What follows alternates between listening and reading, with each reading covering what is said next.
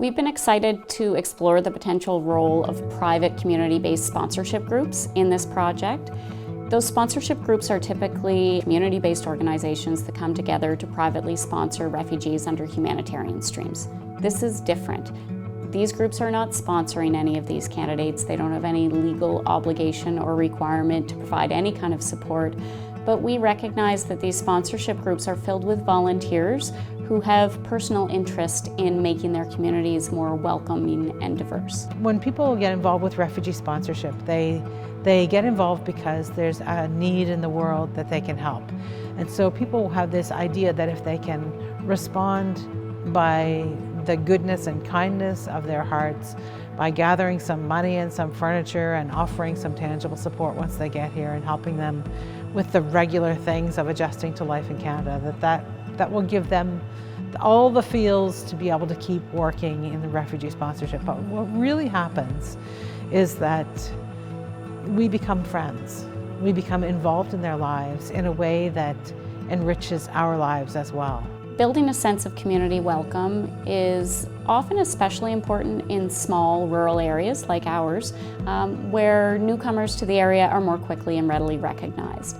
So that's one of the reasons that we've taken the approach of proactively reaching out to community sponsorship groups as well as the formal settlement supports that are available, because we want to start that dialogue with our community. We want to share with them that local employers are planning to bring more newcomers to the area and make sure that they're available, whether it's for formal or informal supports or whether it's just providing a friendly wave on the street or when they see them in the grocery store.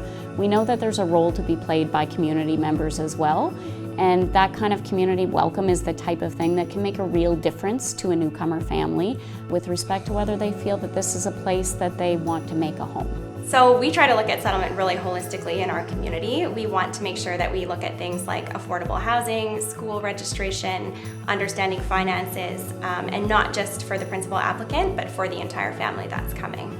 I think all of these elements are really important because they are what make up the reason why somebody would stay. Many people who began with Pictou County Safe Harbor in 2015 are still operating as volunteers who help prepare a house and collect furniture and do the initial welcome and get people set up in their schools and learning opportunities for adults and all of those things that happen with each new family.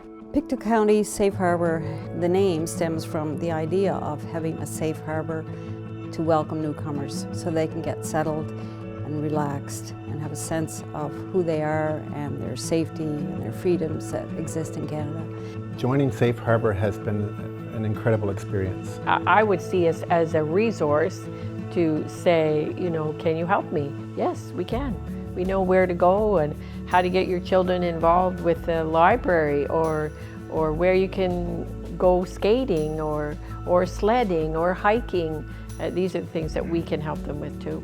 The way we work together here, we realize the value of newcomers staying in our community and building on a community.